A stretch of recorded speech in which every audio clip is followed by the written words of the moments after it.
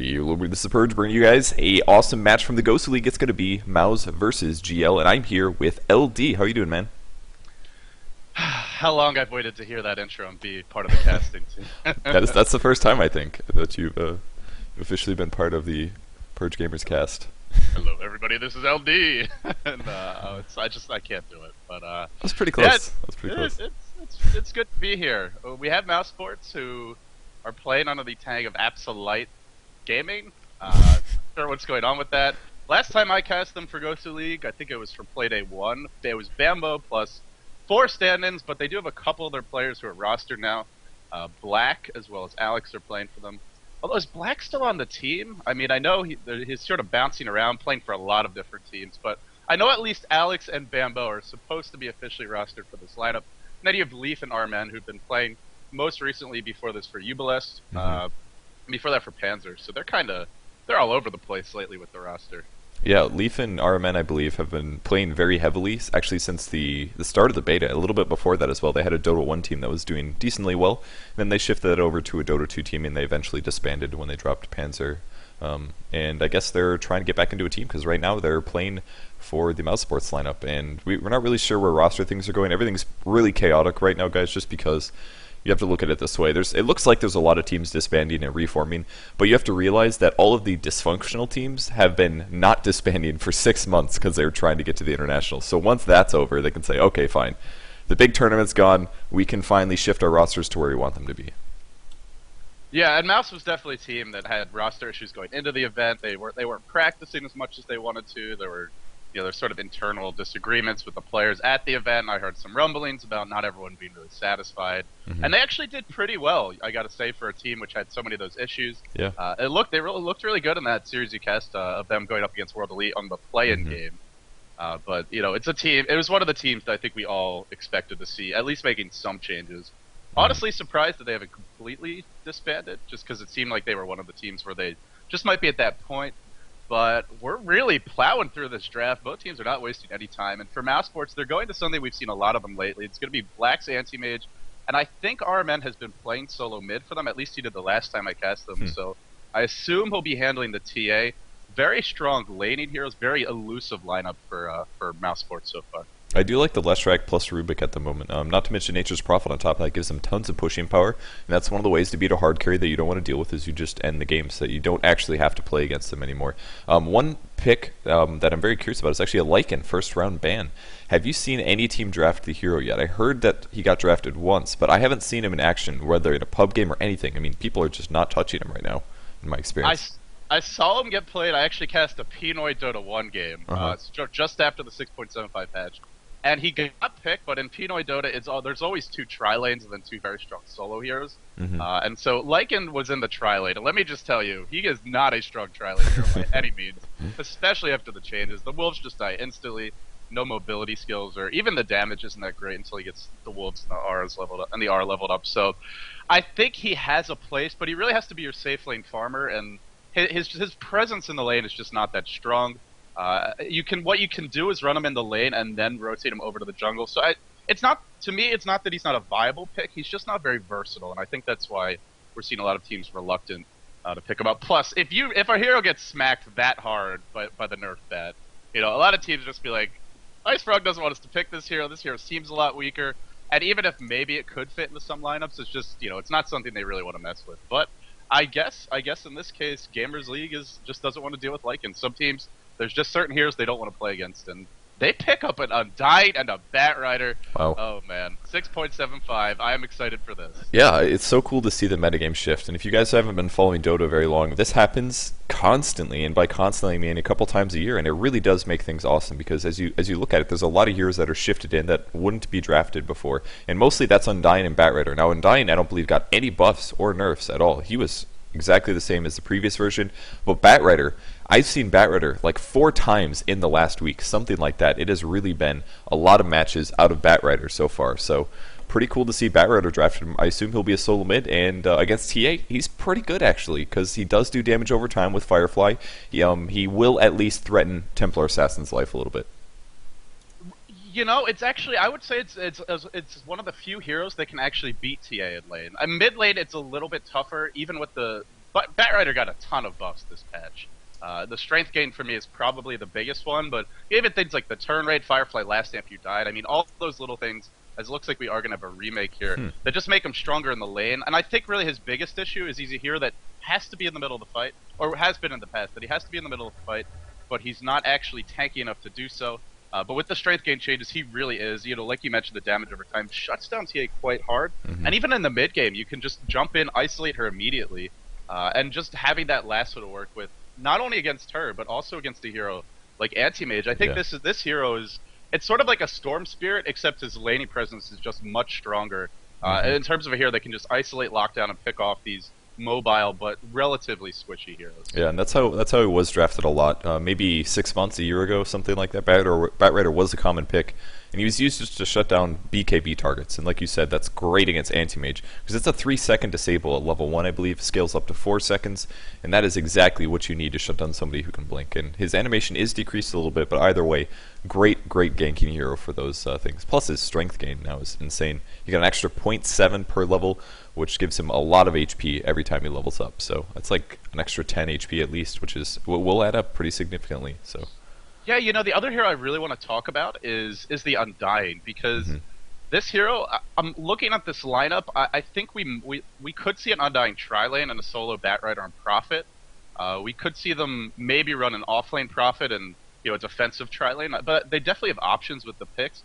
But Undying is a hero that is just very strong against these low strength heroes. Even someone like Anti-Mage really can't lane against Undying. You just use Decay a single time, and that's almost a quarter of his HP pool. Yeah. Even at level 1, it's, what is it, 4 strength at level 1? It really adds up. And I like this pick a lot, because you talked about taking towers early, ending the game before these heroes can farm, and you know, this hero gives you another way to sort of shut them down. Just don't even let AM approach the creep wave in the early game, and you know, sure, he might be able to catch up later on, but that's only if the other lanes have a decent time of it. So I kind of like that pick as well. It fits in with what they want to do with the Batrider, these early aggressive heroes, and it's a novel way to do it, but it's also, in a way, is sort of the traditional approach to deal with AM, the way the teams have done it for another hard carries, the way the teams have done it for a long time. Yeah, we'll see how it goes. Black actually changing his name to Sanjin Yasha. We'll see. Maybe we'll pick one up. It's so cheap now. Like, man, I look at Shadowblade and Sanjin Yasha now, and I'm like, but it's better than it used to be. Surely it'll be at least slightly good, but man. Oh, I've been doing Shadowblade on everybody. I mean, I've had the same desires. I'm like, oh, I'm a Bash hero. I should get Shadowblade. 30 attack speed. This will be good, you know. I've actually, you know who I've been running it a lot on, and I think it's kind of legitimate on him, is Juggernaut, especially with the way his ult was buffed, and you can Blade Fury and then Shadowblade and sort of chase people that way, as well as escape if you need to.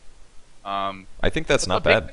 The attack speed is just, the buff to the attack speed is actually quite significant. Yeah. And especially for Jug, because his base attack time got lowered, so he benefits more from attack speed items. It's the reason why Anti-Mage just scales so well, is because his base attack time is so low. And well, Alchemist on paper does with his ult up, but yeah, well, that's an extreme attack speed situation. That is a cool point, though.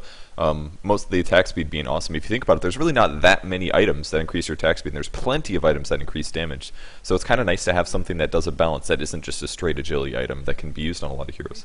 That's one thing that I kind of like about it. All right, let's go over the players quick. For the Radiant team, this is team stand-in over here. Geez, 3 stand-ins plus GL. All right, so it's GL. We have Faylette's on the Batrider. Demise is going to be playing Nature's Prophet. We have Mig is going to be playing Undying. We have MC Hammer on the left track. And finally, I Love Vost is going to be playing Rubik. Wow, they are going to do the offensive tri-lane. I am excited for this one. Meanwhile, over on the side of Mouse Sports, or should we call them Ubalest or Panzer, we have Alex playing the Shadow Shaman, headed towards the top lane. Sentry Ward's already picked up, and having control of this jungle, to me, this probably isn't about pulling. They should be expecting the offensive tri-lane just based on the hero picks. It's more about, if you can keep that offensive tri-lane in the dark, you're really going to limit what they can do. Leaf going solo mid is the TA, so not going to be Alex, or RMN rather, which I thought it might be. Dota 2, I believe, is RMN playing the Enchantress. Bambo on the Windrunner, and Black, well, we didn't really have to introduce him, because of course he's going to be playing the Anti-Mage. Yeah, no surprise there at all. One of the best European Anti-Mages in the game. Very, very good at farming, and he does a great job. Looks like he's shifting to the bot lane, actually. He is expecting to be up against a solo Prophet, I guess, and that's not too bad for an Anti-Mage, honestly. He will take some damage from the Treants, but he already has a poor man's shield, and he got extra tangos pooled to him, so he has virtually no chance of dying to this Nature's Prophet unless he tries to get a kill at tower or something like that, which we won't see. So I'm sure Black is going to do great on this bot lane. Right, I mean, starting with the poor man shield, so important against a hero like Prophet, whose attack animation, his base damage, actually quite good, especially for an intelligence hero. And the range, of course, being very solid as well, 600 on him. So I think AM can win this lane, and you're right, they are predicting the lanes correctly. So they expect to see the offensive tri-lane. That's why we see the Sentry Wards. That's why Windrunner is going to be up there. The big concern is going to be the Shadow Shaman. He's very squishy, very easily picked off, below average base movement speed, very low armor. The HP pool is not great. As well as perhaps the Enchantress, if they can't find kills in the lane on the Shadow Shaman, they could roam into the jungle and try and pick her off. And if you don't get the Wisps off or they're on cooldown, you're a pretty easy kill as well. So I expect most of the action will be on the top lane over in the jungle. So far they have the wards up, but let's see if they can keep it from getting dewarded. Alex is definitely want to get his grubby little paws on those as soon as possible. Yeah, at least one of these ward spots is a little harder to find. This one right by the large pull camp is going to be tough to deward possibly. Though they may be able to guess it. Bambo already taking some damage. He's going to get stunned. Actually, will we say telekinesis? Is he going to get lift off? He may end up getting picked off. We need a decay. It's actually a soul rip by Undying, and he picks off the kill. Really, really fast first blood here, and all started off by a gamble out of MC Hammer, and he landed the split earth. That was great. Yeah, when you run an offensive tri-lane, you really need kills. And, well, you don't expect to get one on a Windrunner at level 1. And Leshrac does a lot more damage once he hits 2. Even Rubik level and Fade Bolt is quite decent. The Tombstone, Decay, all good spells. And it's interesting he opted for Soul Rip at level 1. It does give you, I feel, a little bit more burst damage, and perhaps that was the goal. Also allowed you to tower dive a little bit more. Whereas Decay is more for sort of that lane sustain and just constantly getting ahead of your opponents doing more damage. But a first blood in this lane is going to make life a lot easier for them. Already 500 gold on the Undying. In fact, he's diving. He drops the Tombstone. The zombies on parade, but Bambo is going to win run away. But look at how they're being zoned out of the tower. And Purge, this tower is already below half health. We're 1.5 minutes in. So it must have been an edict, surely. I mean, how else could that tower take so much damage? It's going to be dropped really rapidly, though. I mean, that's the power of Tombstone. You put it down, and it just scares the opponents. They can't fight in that AoE. They do have some cooldown on it, 36, and the tower's going to go down to about 250 HP. But I don't think this is going to last very long. Though Enchant does show up with the Satyr Hellcaller to harass. We're going to miss a kill mid lane, though. Batrider picks up a kill on Templar Assassin, and that's exactly the scary thing about Batrider. He's able to dive you so early. He was level 4 already by getting the kill. TA only level 3, so I'm sure there were a bunch of stacks, and then he went for it. And he got the EXP, TA did not, so probably a good trade there for Batrider. That's the buffs to Batrider coming into play. He lived there with about 50 HP, and then he finally died to the tower aggro. Backstep on the top lane, though. Here comes that Enchantress looking to set things up. Perfect chains done. Tower shot. The right clicks just enough to bring him down, but now the Edict bouncing through an Enchantress does not have the heal up, not choosing to use it at the moment. There you go. Finally pops it off. Will it be a time? No. Not going to actually. Sorry, that was the enchant. Did not use the heal there. Bambo, Wind running away, trying to escape, salving up as well. Gotta live through this one. The Centaur being microed pretty effectively. Standing power shot kills him off. And now it's the Undying running for his life. 3-3 is the score. And that Enchantress gank, the tri-lane had a good start, but giving up a couple kills like this really gonna make life easier for Mouse. Yeah, there's still no decay on Undying, and I'm starting to wonder if this is a mistake here, because, I mean, after he casts Tombstone, he's on cooldown for 60 seconds, and then he's got a Soul Rip every 25, which is massive, massive cooldowns. And if you are up against a tri-lane, you can decay against multiple heroes and do tons of damage. So, I don't know, maybe he doesn't really seem like he's having as much contribution other than the Tombstone, which, I mean, obviously Tombstone is fantastic and help them get at least one kill, but I think this is hurting them a little bit. He's normally a hero where you get at least 1 point in every ability. They're all quite strong at level 1, and they all also scale well. So it's you could see any ability being maxed. I think you can make a legitimate argument for pretty much every single one of them. But I agree with you. To not even get a single point is looking to be a mistake. And normally Decay is the one, if anything, you get first in the lane, just because stealing that much strength this early on, it's a heal, it gives you a ton of damage. Or effectively it's a heal, I should say. And the Tombstone gets dropped again. They just want the tower. Edict is going to clean it up. A tier 1 claimed at 4 minutes. Very early tier 1. Anti-Mage still farming okay in the bottom lane. 11-2. It looks like he did have to use a decent amount of his regen. In fact, I think he ferried some more salves to himself. So the Prophet overall is doing a pretty solid job in this lane. Forcing AM to buy a lot of salves early means he's not rushing the rate of health. And we all know Black loves to get his battle fear online as quickly as possible. Enchantress looking to come in again. Split Earth will connect on Alex, already level 5. In a pseudo tri-lane, Bambo dropping low to the Decay. He will go down. And now they wrap around. They want to get I Love Pavos, and I think he's gonna not die. Maybe. It's those Centaurs are fast, man. And yeah, he's gonna get killed by one right click by Alex. He might be the next to fall, though. Mink's gonna have another Decay. There's the Hex for just a second here. He's gonna need 1 Decay and 1 hit, I think. He actually uses a Soul Rip instead. No, I'm sorry. I don't know what that animation was at all. There's a TP out as well as TA comes to gank the top lane. No slow though, but Mig just now getting boots. He is actually pretty slowed by the enchant. A couple more right clicks. Leaf actually misclicking just slightly. Puts down a tombstone, which is going to maybe keep him alive. A couple more big hits though. One more and he goes down. He's trying to juke. He's got 1,600 gold and I think Leaf is going to be able to catch him. No, the zombies are slowing enough and he gets out just barely. Nice escape from Mig. That was insane.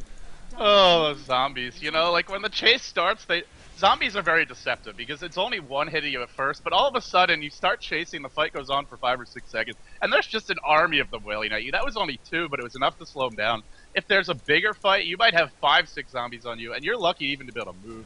It really feels like playing in quicksand up against them, and I cannot believe he lived there, but hell, he does it. And now, what does he buy? Completed Magic Wand. Not going for any real big items just yet, but maybe something like Arcane Boots just to help sustain the tri-lane, keep them playing aggressively.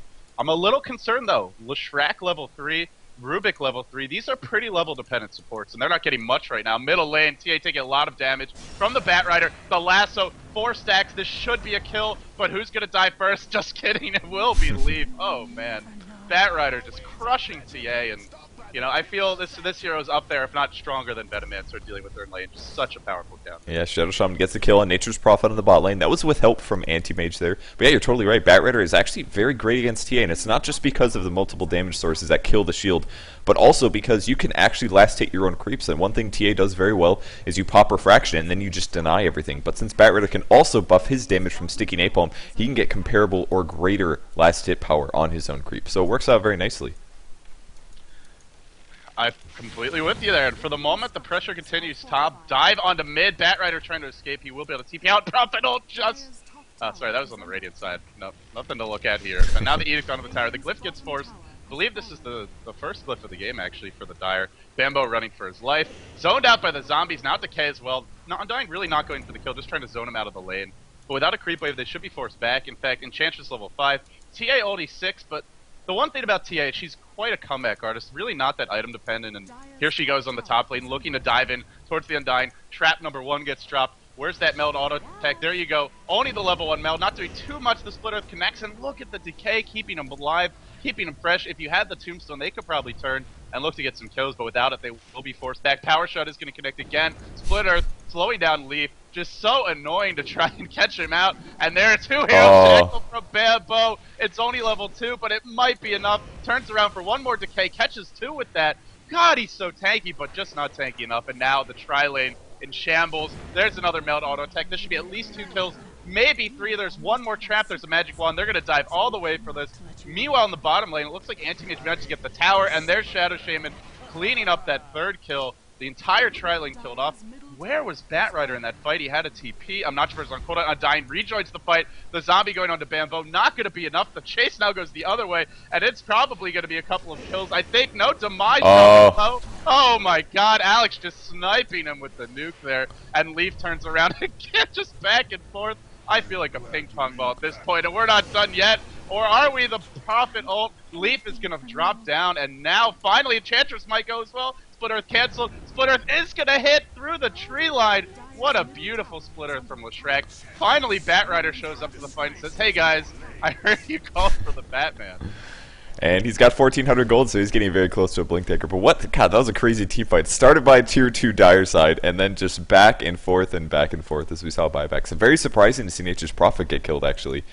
Despite his TP, and now he's going back to the bot lane. He's got phase boots picked up. Very, very good boot choice if you're actually trying to harass somebody with a poor man's shield, because a plus 24 damage does offset the damage block. If it wasn't for this, if he goes for something like Treads instead, then he's not going to be able to do as much damage or pierce through that shield quite as well. And look at that, he's actually outlast hitting Anti-Mage sometimes now. I really like this phase boot choice, as he is TPing to the top lane, so I guess they want to push this. He does have 3 levels of Nature's Call. Ulti's up in 35 seconds, and now Undying is level 6, so he's got his ulti as well as the Tombstone. We'll probably see the Tombstone pop in case there is going to be some contest coming from the Dire team. Leaf is still here, but all he has is Phase Boots Wand, and Windrunner's only level 6, so tower gets taken very, very easily, and a big tower advantage now for the Radiant team.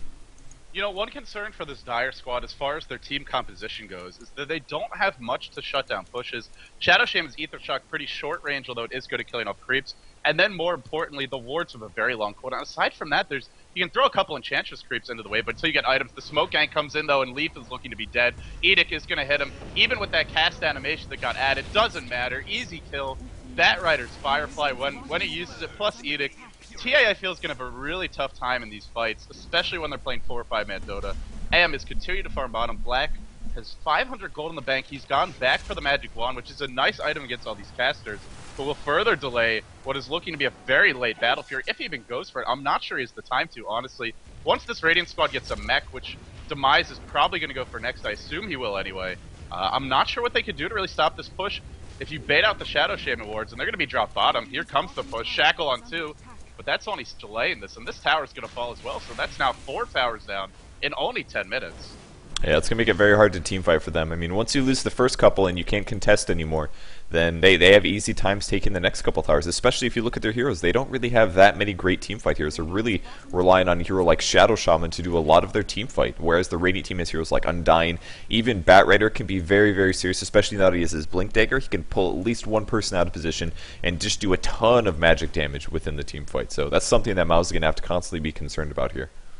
10-minute Blink Dagger, and you know, he's died how many times? Just once, but you know, even died once can slow you down quite a bit, but his farm is pretty good. More importantly, it's all the tower kills they're getting. Nobody's really farming outstandingly in this game.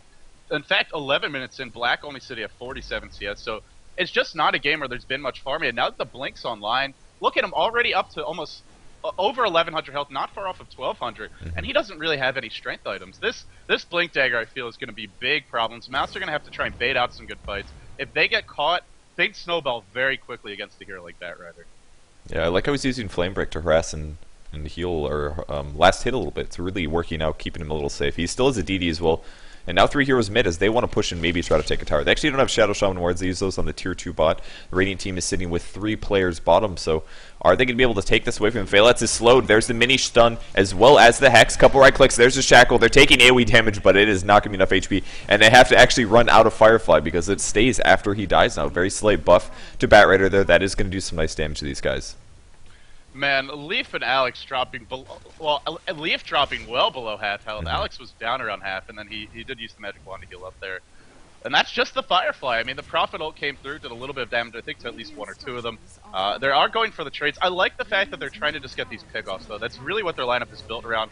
The smaller scale engagements for now, and then when you get the items up, especially on the AM, maybe a Blink Dagger on the Shadow Shaman, the Force Staff for the Mech on Bambo, which all these items are way off, but until then, they really can't team fight, so it's good to go for these trades. Nice play, good decision making, and I would love to see Bat Rider just roaming around with a couple of heroes on his team, and sort of just, you know, use the advantage, use the fact that you have better team fight, that you have more effective heroes at this stage of the game, and push that advantage a little more. Yeah, Leaf saving a tango here in the mid lane in case Nature's Prophet ganks him. Bambo's trying to distract or at least slow down the bot push, but Tombstone was just dropped, so he's not going to be able to stop this at all. Edict on cooldown for 10 seconds. It's actually Leshrac going for the mechanism, surprisingly. Not the hero you normally see it, but actually if you think about it, if he doesn't have his ulti, he's not that out of mana, generally. Just spamming Split Earth as well as Edict, you will actually have mana, assuming you're full, to afford the mech. So kind of a cool little pickup, and the HP and the armor are going to be great as well on a hero that is generally pretty squishy. They're actually building 2 mechs because Demise has both components as well. So a little miscommunication here. You know, you did mention multiple stand-ins, and this is the sort of thing we see happening. But one of them can transition into a pipe, I suppose. The thing is, they don't really need a pipe. So some wasted gold, not the end of the world.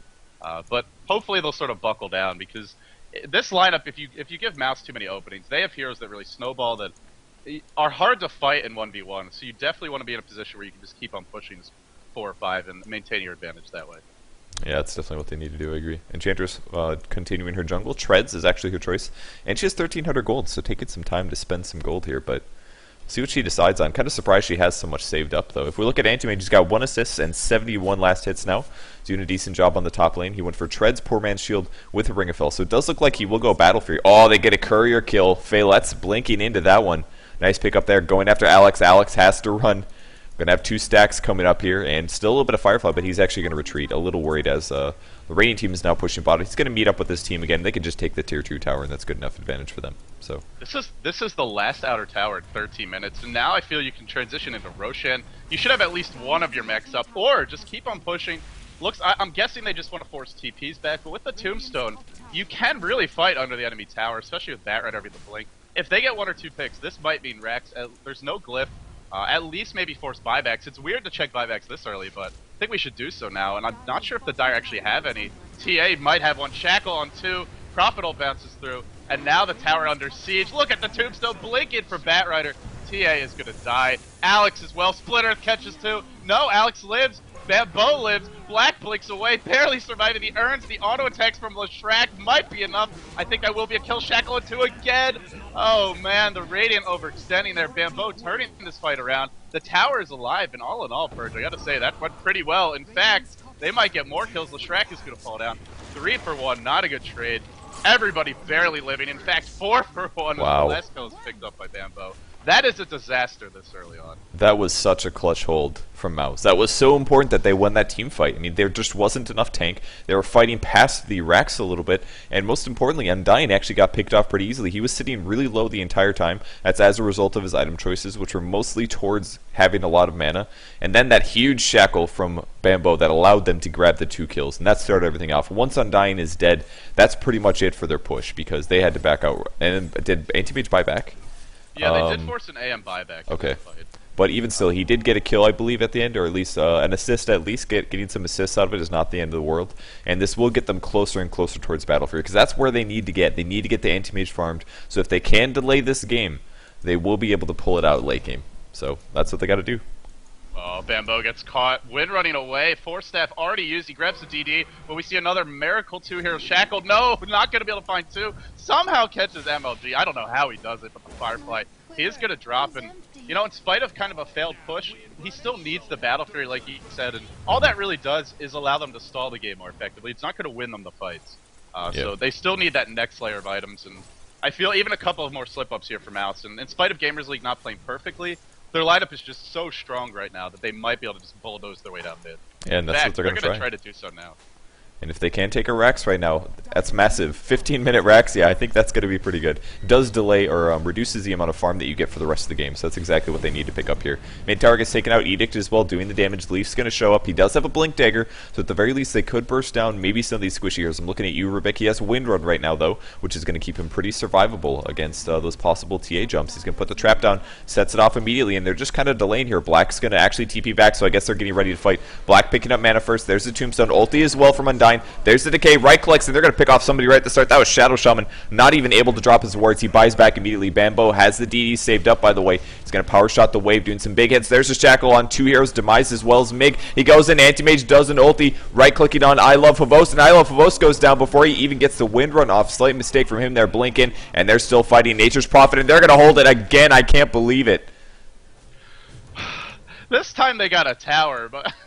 Imagine if mouz had heroes that could fight effectively at this point. Dear God. They're holding with an Enchantress, a Templar Assassin, and an Anti-Mage, none of whom have any significant items. I mean, TA just got the Blink Dagger, but that doesn't really help you in these 5v5 fights. You jump in, and then you're still taking a ton of damage. And now they're even going for Roche. I feel mouz, if they make it... guys talking about how the Gamers League squad, if they have 1 or 2 good fights, they can just Rax. But at the same time, mouz win 1 or 2. They have the heroes that can really get out of control, and it's going to be an Aegis. I feel like maybe you give this one to Leaf, but we'll probably see them give it to Black. Oh, he's going to try to sneak this Aegis. He's looking for the blink, and here he comes from the high ground. No, he does not go in. Oh, wow, TA Splash actually was interrupting his Blink Dagger there accidentally. That is really, really unlucky for Batrider. And now he's got to be worried about dying here. He will be able to blink, and he's going to blink away. So he's still a little surrounded, but oh, no, I'm sorry, he's just being chased.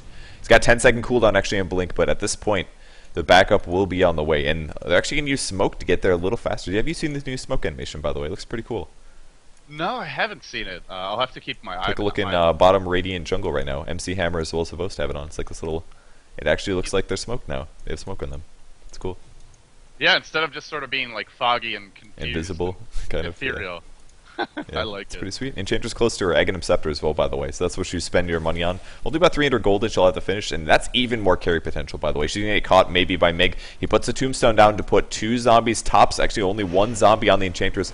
Very, very meager, slow, 14%. But Nature's Prophet comes in. Power Shot's actually going to get her out immediately. I think she got really lucky with that Power Shot. I don't think he was playing on that at all. It's Bambo. He'll tell you he was, but you never really know.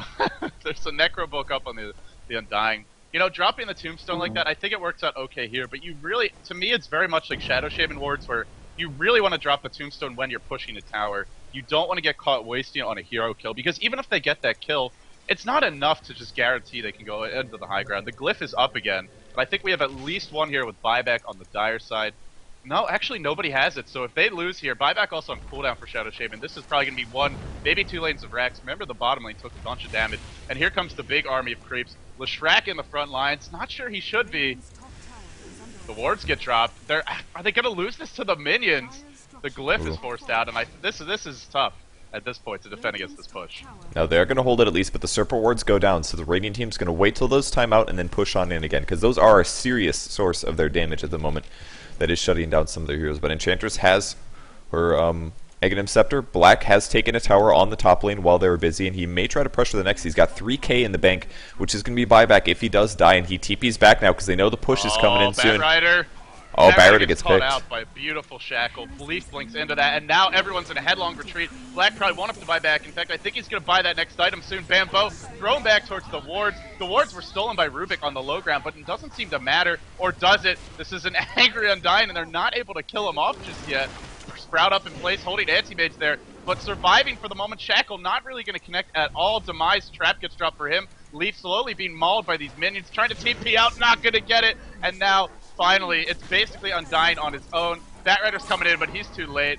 That's Black with 3.8k gold. The Rax miraculously still alive. Wow. Oh, jeez. If those wards had been dropped on the high ground, they get the Rax there, no question. Yeah, especially when everybody was really disoriented or busy fighting during that team fight. That was really nice plays from mouz. Again, that's their third hold now. And I mean, if you would asked us 5 minutes ago if it looked like mouz was going to come back, I would have said no. Like, it did not look very good for them. Actually, Batrider goes in mid, wants to grab a kill on Enchantress, pulling her through the fire, but she's going to put her heal on and walk away from that one. Not a big deal, but pretty amazing that they have been able to hold this 3 times in a row, just especially with the Rax getting that low in the mid lane, and it's going to start regenning, so if they can just keep that defended, it's as if nothing happened in the early game. Yeah, you know, and in fact, because they're behind on towers right now, it's kind of this built-in comeback mechanic where your team's been farming creeps, and the creeps, once you miss farming them, it's a missed opportunity, you don't get it back, but the towers sit there. So mouseboards can really catch up in terms of gold if they get a few towers. Batrider's invis, scouting things out for the team, and now we're going to see Leaf in a decent amount of trouble, but remember, he does have Aegis Shackle as well. Rubik is going to drop, and now Batrider charging in, focusing on Leaf. Don't think they should be focusing. Demise is going to drop as well. The heal not enough. Tombstone not being dropped yet. The Aegis is going to go down. Another Shackle from Bambo, out of his mind. Mech gets popped. Leaf comes back to life. They get rid of the Aegis, and the wards are now dropped, so maybe not a bad trade in the end. 2 for an Aegis. I'm not sure it's worth it, but at this point, Gamers League, it is starting to feel a little desperate, and in fact, MLG, Shackle, barely missing there. Mega is slowed though. There's the Force Staff forward and the Hex and the Blink from Leaf. The right click grabs the Undying kill, so that's 3 heroes dead now for the Ward drop and the Aegis. Not worth it anymore, 100%. And they're going to be able to push on towards the tier 2. Glyph was actually used because Black has taken the top tower, so not only may they take mid, but they're also going to take top from Black. Black's going to cut the creep wave as well with his Battle Fury, and this is now where Anti-Mage becomes very, very tough to deal with. They're going to counter push mid a bit. Alex gets very, very low. A smoke is actually used as well. I believe that was spotted by Tower, but the chase is coming. Oh, it's actually going to stop Shadow Shaman. He actually canceled his TP. I think he would have been fine, though. And the top tower goes down, so another big advantage going to mouz. As we look at the gold graph, and wow, look at that. Up and down, and now a massive mouz advantage.